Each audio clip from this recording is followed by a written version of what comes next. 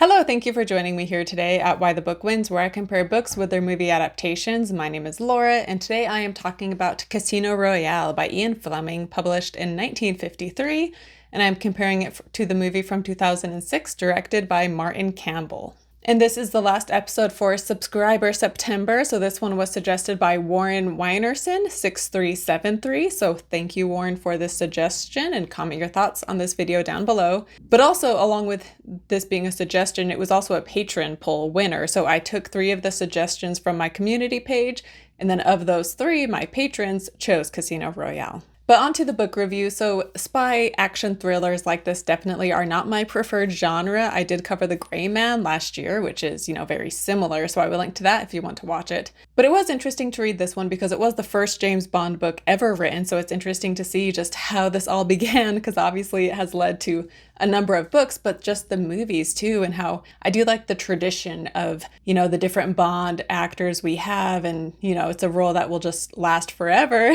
because every however many years they just get a new guy in the role. So it is just cool the legacy this book has created. And even though this isn't my preferred genre, as I was reading it, I was enjoying it well enough. And so for the most part, I was like, yeah, I think I'll end up giving this a 3 stars, which for me is kind of high for a book like this. However, near the end, in the last quarter of the book, we get a line that made me bump it down to 2 stars because it was that bad. And this line, we are in Bond's inner monologue and he's thinking about Vesper, and he says, or he thinks, "She was thoughtful and full of consideration without being slavish and without compromising her arrogant spirit. And now he knew that she was profoundly, excitingly sensual, but that the conquest of her body, because of the central privacy in her, would each time have the sweet tang of rape."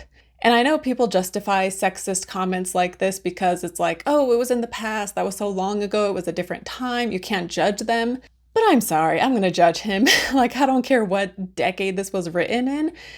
Talking about, sexual assault like this is just never okay. And there is never, I'm never going to give someone a free pass to say something like that. And this also, I get James Bond. I went into this book expecting it to be kind of sexist, right? Because that's, it's James Bond. But even so, that line, I certainly wasn't expecting anything like that. And there was also another part earlier when Vesper is kidnapped and he sees her tied up and he's feeling turned on by it. And so that was kind of weird too, because they're in this dire situation. But anyway, it was really that line that I quoted that really just, I can't excuse that line, right? And in general, I wasn't even gonna talk about the sexism of this book because I get tired of talking about sexism in books, it can be kind of exhausting. But again, I just couldn't ignore that line. But to move on to a funnier topic in this book, a fun plus is that we get to find out what James Bond wears to bed. So it reads, "Bond had always disliked pajamas and had slept naked until in Hong Kong at the end of the war he came across the perfect compromise. This was a pajama coat, which came almost down to his knees. It had no buttons, but there was a loose belt around the waist. The sleeves were wide and short, ending just above the elbow. The result was cool and comfortable." So this is just such a random part where it's why are you telling us what he wears to bed? It sounds like some kind of nightgown with a belt around the middle. So it's just kind of a funny image to imagine James Bond, this suave, sexy spy, and he's walking around in this cute little nightgown when he goes to sleep. And then on to the movie review. So I have seen this movie probably twice before, but it had been a really long time. And honestly, the first hour, I did not even remember.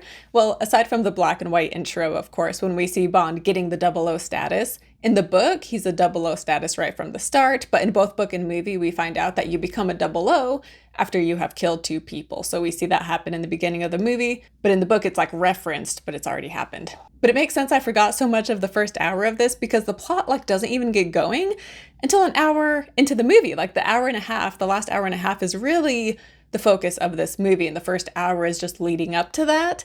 And you get a lot of action scenes and a lot of fight scenes and chase scenes, and if you're into that, then I'm sure you'll love the first hour. But that's just not my favorite to watch, and I get kind of bored with it after a while, and so I was just kind of okay, let's get to the Casino Royale. What's with all this other stuff? And I get it's important because one, we're finding out why he needs to gamble and beat Le Chiffre, and two, it's also great for Bond's character arc because we need that first hour to see how detached and cold-hearted he is in order for his arc throughout the story to be more potent. So I understand the point of it, but if I watch this movie again, honestly, I'm just gonna skip the first hour because it's all just set up for the next hour and a half. But of course, this movie is Daniel Craig's debut as James Bond, so it was really exciting. I remember at the time, like, it was a big deal, you know, a new James Bond. And he is fantastic. All of the performances are amazing. And Judi Dench as M is also amazing, which I've seen the older James Bonds, but I don't remember who plays M. And so in my mind, I always see Judi Dench. So when I was reading the book, you find out that M is a man. And I guess I shouldn't have been surprised, but I was kind of surprised because I was like, oh, like I'm just so used to Judi Dench in the role. That's who I was expecting. And overall, this movie does stay really close to the book, which I was actually surprised by because I feel like James Bond movies, there's like only a few, maybe more than a few. There's like some that are directly adapted from books, but a lot of them are just, you know, they have the Bond character and everything, but the plot itself is created by the script writers. So I was kind of expecting this to be sort of a loose adaptation, but it was like more faithful than I had thought it would be. And then I did want to mention there is a Casino Royale movie from the 1960s. David Niven plays James Bond, but it is a spoof on James Bond. So even though it's called Casino Royale and it has James Bond, it is not like an actual adaptation of this book. But it sounds pretty funny, so I might have to watch that sometime. It has Peter Sellers in it as well, who I love. Now I might have to check that one out. And from here on out, I will be getting into the details of the plot, which means there will be spoilers going forward. So as far as like the overall plot goes, the details as to why Le Chiffre is like gambling, wanting to win back money, and why Bond needs to beat him is a little different. So in the movie, Le Chiffre, he wanted to blow this jet up, and like he did something with stock money so that when the jet blows up, he's going to make a ton of money. However, Bond stops the bomb from blowing up the jet, which means Le Chiffre, instead of gaining money, he loses a ton of money. And so now, and he like owes that money to other people. And so now he's going to Casino Royale to make back the money he lost and pay back the people he owes. Whereas in the book, he like got money from like some Russian mob group, and then he just kind of lost the money through different endeavors. And now he's wanting to win back the money in hopes to pay back the Russian people before they even realize the money is gone, I guess. And then also there's like a group called Smersh in the book, and they are like connected. They're like part of the Russian group, I think. It was kind of hard to follow, but it was also hard to follow in the movie too. Like there was a group called Ellipses, and it seems like that was connected to Le Chiffre, but I was a little confused. Which I saw a Letterboxd review, and they said something like, you know, they gave it like 4 or 5 stars, and they're like, do I know what's going on? No. Do I still love watching it? Yes. And that's how some of these movies are, where it's kind of like, wait, like there's just so many people and so many characters, and this person is a double agent and that person is doing this, and it can just be a lot. But also Vesper is different from book to movie because in the movie, she is the accountant for like the treasury that is providing Bond with the money he is using to gamble against Le Chiffre. Whereas in the book, she is a radio expert. And it's funny because in the book, Mathis is telling Bond about Vesper, and he says, she's very beautiful. She has black hair, blue eyes, and splendid protuberances, back and front. I've never heard a woman's figure be described as protuberances, so that was pretty funny. But in both, the gambling goes the same, where initially Bond loses to Le Chiffre, and then the treasury isn't going to give him any more money, but then there is that American who is part of the CIA, and he's like, hey, I'll fund you. Like, I'll give you the money you need so that you can beat him because I believe in you. So with the American money, he then beats Le Chiffre. And then also, like, during this hand, he almost dies in both book and movie, because in the movie, Le Chiffre poisons him, but luckily Bond is able to survive thanks to the help of, like, his MI6 headquarters, as well as Vesper. They help him out. Whereas in the book, it's this guy comes behind him with a cane that is a gun, and he threatens to shoot Bond, but Bond is able to, like, get rid of the guy by, like, he does, like, something to get the guy, and it makes it seem like he kind of falls in the process, but he, like, his excuse he gives to the table is that, like, he was feeling faint or something from all of the fatigue, I guess. But so in both he almost dies, but in both he is fine ultimately. But yeah, after beating Le Chiffre, Vesper is then kidnapped, and so he goes after to save Vesper, but this just leads to him being kidnapped as well in both book and movie. And in both, he is then tortured by Le Chiffre until someone else interferes, and they come in and they shoot Le Chiffre, and they save Bond and Vesper. Which, by the way, I remember this torture scene from when I saw the movie before, and I was surprised that this comes like directly from the book, where they strip Bond down and they place him in this chair and then they torture his private parts. And something else that is straight from the book is like this complicated drink order that Bond makes. But in the movie, he's like drinking it and he's like, wow, this is good. I need to come up with a name for this. Whereas in the book, he actually names the drink Vesper after Vesper. But also I have to mention the part in the movie when, I forget what's happened. Something bad has happened and Bond goes and orders a martini and the bartender is like shaken or stirred. And he's like, do I look like I care? Which is, of course, like one of the best lines in the movie. Which, by the way, so many lines from this movie my family has quoted. And some of them I forgot were from this, like just random snippets here and there. So it brought back a lot of memories watching this movie from when, my brother and people would quote it. But to talk about Vesper, so in both book and movie, he and Vesper fall in love and Bond wants to marry her. But in the book, and this is after they are rescued from being tortured, but in the book, I just wasn't really feeling their romance. They had moments where they connected, but for the most part, I wasn't very invested in their relationship, whereas in the movie, you could feel it. And also because she's an accountant in the movie, the part where they're transferring the funds, this is when she transfers it because she's a double agent, by the way. I don't know if I've said that yet, but she transfers the funds to the people she is working for. But in that moment when she's double crossing him, she asks what the password is and he tells her it's Vesper. And she's obviously very touched by this, while at the same time feeling terrible because like I said, she's double crossing him in that moment. But in the movie, she goes to the bank to get the money out to give it to the person she is working for. But Bond ends up finding out that he has crossed her, and so he starts following her. But it seems like she had kind of wanted him to find out because she left her cell phone at the hotel. And so, when he's talking to M, they both kind of conclude that, she knows how James Bond is. So it seems like she left her phone on purpose. So anyway, he interrupts the exchange and he stops the guy from getting the money. But, in all the chaos, basically, Vesper allows herself to be killed because she just feels so terrible for what she has done. Whereas in the book, Vesper starts being more distant. And then one morning he goes to her hotel room and she has overdosed and she left a note. And in this letter to Bond, she tells him about, and this is in both book and movie. In the movie, he finds this out through M, though.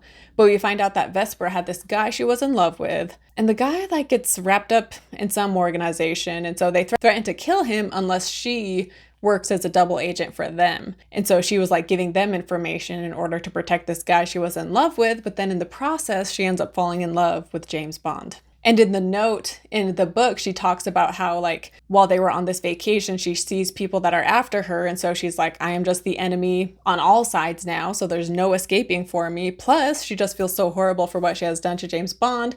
And she doesn't want to see him fall out of love with her. So she kills herself while, they're still happily in love. And the last line of the book, the literal last line, is him calling MI6 and being like, the bitch is dead. And in the movie, he says that as well. But in the movie, he says that, and then M replies, kind of standing up for Vesper, being like, hey, there were a number of times when she negotiated in some way, she put herself in danger in order to save you. And so I do, it's such a cold-hearted line, which is the whole point, right? Because at the start, Bond is very detached and cold. Then he falls for Vesper, he softens up, he wants to retire, and then he finds out that she was double-crossing him, and then he goes back to being cold and untrusting, And so that's the point of that line, is to show that he's like, wow, okay, I'm not going to make that mistake again. But I did like in the movie that we get M kind of standing up for her, and it, just Vesper gets a bit more respect in the end of the movie, thanks to what M says. And then just some final wrap-up thoughts. In the movie, there is a woman named Solange who he uses to get information at the start of the movie, and then she ends up dying. And this character was not in the book. But also in the book, after he is tortured by Le Chiffre, when he's in the hospital, he decides he wants to retire because he's saying that he's not sure who's good and who's bad and what is he fighting for. And he also talks about the two people he killed in order to become a 00. And he's like, why did they deserve to be killed, And so he says, today we are fighting communism.